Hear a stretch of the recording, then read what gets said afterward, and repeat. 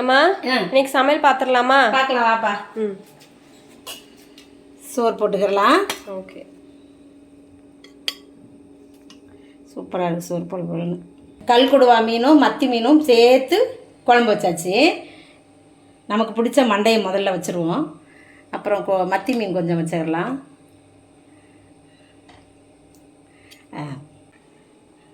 கல்குடுவா மீன் வறுத்து வச்சுருக்குறோம், அதுவும் எடுத்து வச்சுக்கிடலாம். சூடாக இருக்குது. சரி விடு. உடஞ்சி போச்சு. ஆமாம், அது உடஞ்சிருச்சு. பரவாயில்ல, உடஞ்சி தான் சாப்பிட போகிறோம்.